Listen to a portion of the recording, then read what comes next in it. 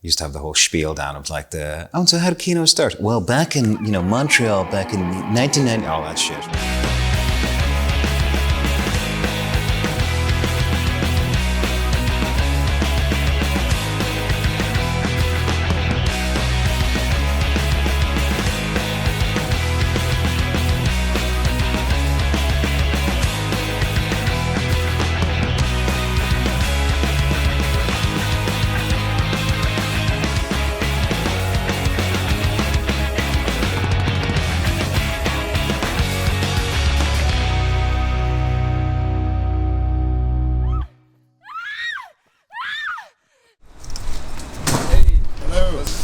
Dog. It was like the height of the recession. Everybody was leaving the country. There was no jobs. And I heard about this thing called Kino. And so I went to Prague. In 2012, I met George, and he was participating and making short films in this Prague cabaret, Kino Praha. It was massively international. There were only 10 Czech people participating and 90 foreigners. That was crazy. It was just like nothing I'd ever experienced before. And I told a lot of people that I was going to start a kino cell in Dublin. Me and this guy, Joe Orr, started an open mic filmmaking night. Very first kino, the ticket prices I think were like €45 for 9 days. So we never had a budget to rent out a space. Kino Dublin would have never got started if it wasn't for those spaces that don't exist anymore. I went to a couple other kinos then. Come in Daiganga, needs to get your ass moving. People were very enthusiastic to get Irish people into the world of kino. Dublin seemed to be not on the map yet. So the very, very, very first kino in 2013, most of the volunteers had no idea what they'd got themselves in for. It was very punk. That's the one that was basically 10 years ago now, and I'm like, oh shit. But my first actual filmmaking experience was with Kino, July 2013. For me, it's a very meaningful date. Basically ended up on the organising team and was involved then for about 5 or 6 years after that. We got much more international people that first year, and we made 76 short films in 9 days. I was doing 5 to 10 per year, and I was happy to meet new people and understand the language, the English. So my house was like, the whole floor was covered in like these army beds. International Kino, those people staying there, camping, they were filming there, cooking there. It was like some real kind of a shelter. Someone got knocked out on Abbey Street during the very, very first screening, punched in the face. The first year was very crazy. The ending of the second generation of Kinoids, or in Europe. I'm second generation, so they might be third, fourth, whatever came. And you are then also part of that. It was a starting place for a lot of people. Independent short filmmaking, it was happening, but not as big as it's happening now. That was magic, that created magic. There's babies that exists because of Kino. The following year, myself and Sharon and Stephen took over. Fire engine, fire engine. After the first Kino, I started getting involved with the organising team pretty much straight away, trying to get more of the events going, because for me, I started to see the most convenient and reliable way to continue to make movies was through Kino. This was 2014. Found it completely by chance. Went along to a screening and they were doing really, really good output from like kinos across Europe and from Canada. And on arrival, he's like, so you're on the organising team now? We started doing weekend cabarets. Every 2 months, we were just like churning them out. There were a lot of work, but we got a lot of people coming in. So for the first weekend one, which was their first time doing a weekend session, chaotic.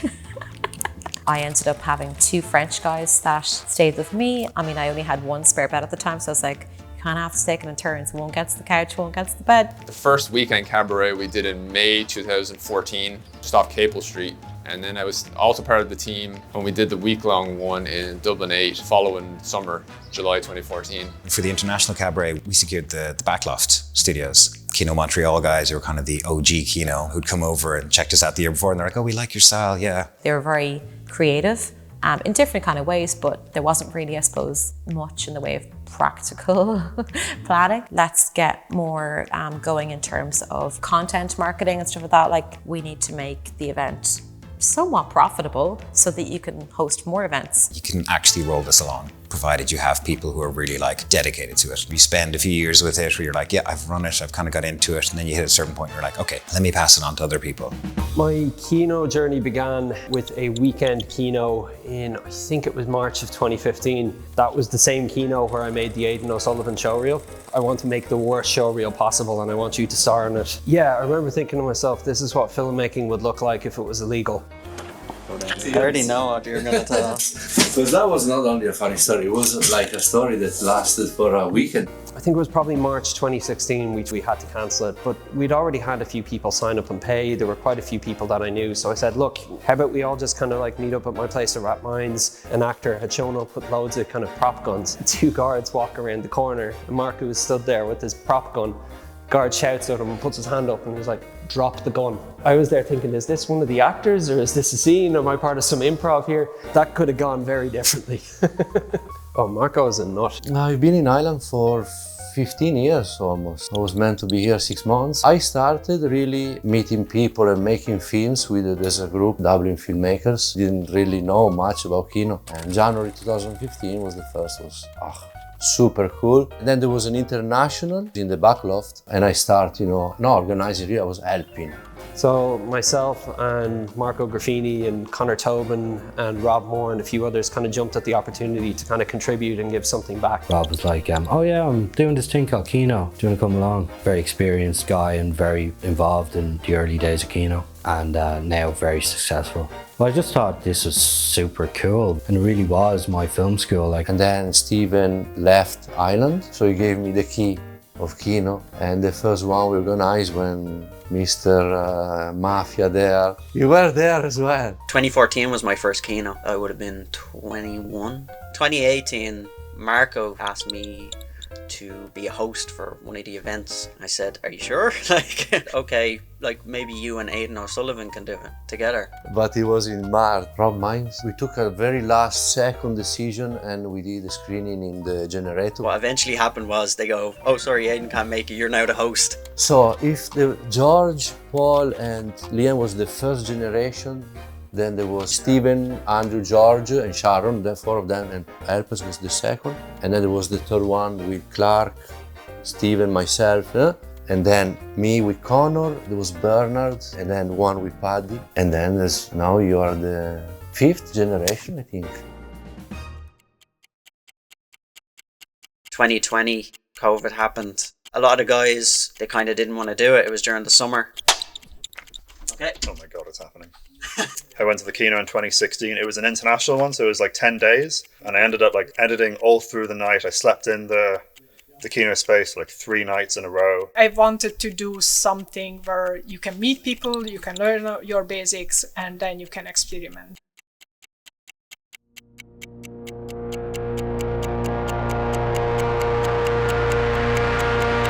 October 2021, we rebooted Kino in a sense, and shout out to Black Abyss. Andy specifically has been so good to us the past 2-3 years. No, the general motto of the whole movement is do well with nothing, do better with little, and do it right now. Other mottos like yours is very specific, like not excuses. This is like, it's bugging me. Who came up with this? It's so beautiful, and it's also terrible in a way. Yeah. Film up was what they were saying in the Hamburg Kino. I thought it was film up, but it's actually not. Up is just like it's like a little syllable that lets something begin. Yeah, change-wise, I mean, it's still the same sort of format. It's a jam session of filmmaking. I mean, you can have an idea and have that idea in front of an audience hours later. You don't get that anywhere else. The stuff that I made in the in-between time or the downtime is the stuff that I actually years on I'm most proud of. You see on some people by the end of the week that, they're kind of dying a little bit inside because they haven't slept at all. But you can also see it, it's just like, I'm just really excited. This is really fun, I didn't know if it would make it past the first year. So it's just amazing. Myself and Stephen and Andrew that were really, really pushing it quite hard. And then obviously Marco and Clark came in and it was really good. And they were so enthusiastic and it makes a huge difference. Less stress, more success. The feeling that you get that there's no competition in the event, that's the main motivation to still do this. And maybe it's also my stupidity. I think that's very probable that I'm just really brain dead or something. I don't know. For sure, the thing you learn the most, in my opinion, is to work on deadline, which is really close. We're a bunch of adrenaline junkies, really, just crazy deadlines. You know, there's nothing like a deadline to get you going. Nobody would do film if they didn't love it because it's too hard. Running around like chicken with the heads off. If you dream about a life as a filmmaker, Kino gives you, you know, a gist. It always has to be inclusive, I think. That's really important for Kino. There shouldn't be any difference between somebody who just wants to come in with no experience whatsoever to somebody who wants to make their magnum opus, you know. After Kino, I started working as an assistant director on TV shows. One of our co-organizers, Rob Moore, he hooked me up with his old lecturer. You know, his whole thing was about getting young people onto sets. So he had connections at Red Rock, came to the Kino Kabaret and saw me being the coordinator, you know, organizing the morning and everything, the pitching session, all that stuff. And he said, oh, you've got a natural assistant director's abilities. Moving onto the set was a pretty effortless endeavor in comparison. I felt like I had less responsibility, if anything. You know, every time I go to a Kino, there's always one person that stays in my life. And that's probably the thing that I love the most. Sometimes having too many people, too many films, a screening that is 5 hours with 50 movies, which you immediately forget. That's unfair. Capacity of event is not unlimited.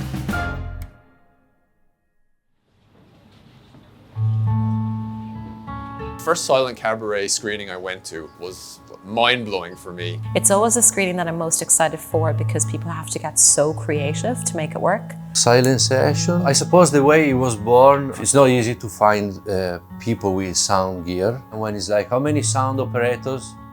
Maybe you see one at the corner, like, it's everybody, oh, can you do my movie? That idea I stole from, it was either Hamburg or Prague. It was really special. There was audience participation stuff, dancing going on stage and music going on stage while the films were playing. So Dominic Siegman made this film. It was about like a time split, and he had actors on the film and on the stage getting ready for a date. On the film version, he waits for her to show up, but in the theater version, he gets up and leaves. And so you see her coming to the place and reacting, and they have a happy date, and where she's all like sad and alone and stuff.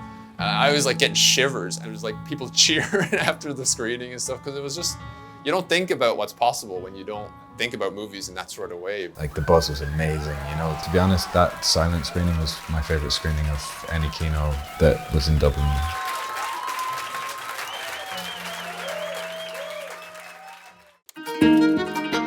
I kept putting it off. I finally booked a ticket and the flights in 2019 for Kino Berlin. It's really inspiring, and every Kino cell is doing things slightly differently. I've done a few international kinos, particularly in Dublin. There, this space was amazing, like, you know, 2 cinemas, 2 pubs, bedrooms. Traveling to Kino is like, for me, it's the best reason to travel. You find a lot of friends, and some people find partners. I've been to the Kino in Lublin, Poland, and it was like minus 10 degrees outside every day. And of course, every single shoot I was involved in was outside.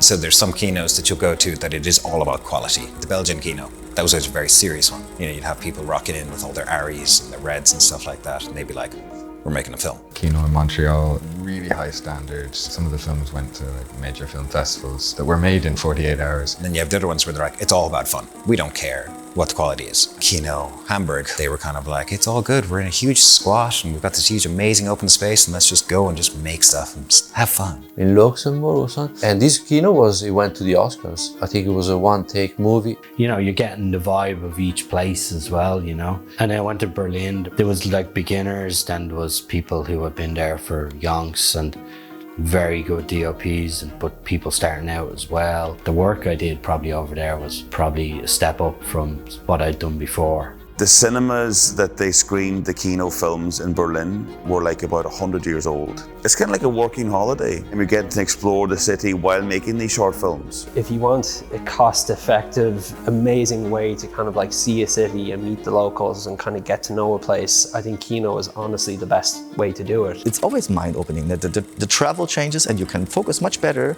on your own movie in a city far away from home, where you're not distracted by your daily things. I went to Kino in Geneva, and I saw what Kino could be. We ended up working on stuff that went on to win loads of awards and stuff. Spent a full night together, drinking together, not understanding a word of what the other person was saying. But if you were to ask me, did I feel there was a language barrier, I'd say no. Most people are quite good at speaking English, and even if they're not, you find some way to communicate together. There's kinos everywhere, maybe 3 or 4 in France. There's a couple of them in Spain. You can go pretty much, anywhere. I'm in Toronto, where there's a hopefully burgeoning Kino cell coming here. We're next door to Montreal, which is where obviously the whole Kino thing started.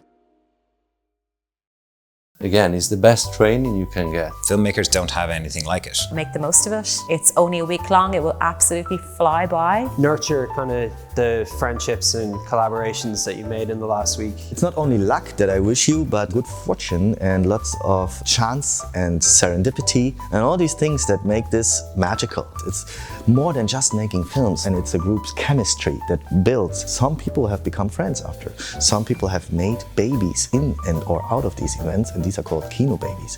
And they are now 15 years old and they are appearing in these films. So now this is reproducing itself. Tell people about Kino. There should be Kino in every country. Get out there and make films. Spread the good word. Tell everyone. And hopefully I'm gonna be there like, oh fuck, Ziggy, Andrew and Sharon's dog, because they met at Kino and now they're a couple and they live together, and we wouldn't even have Ziggy if it wasn't for. It's all connected, yeah, it's all connected. And the good people, the good people you meet along the way, they stay with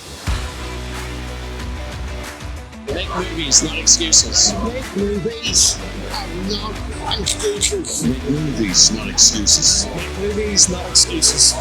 Make movies, not excuses. Make movies, not excuses. Make films, not excuses. Do little, do nothing, do it now. Make movies, not excuses. Make movies, not excuses. Make films, not excuses. Make movies, not excuses. So make movies, not excuses. Make movies, not excuses. Make movies, not excuses. Film up.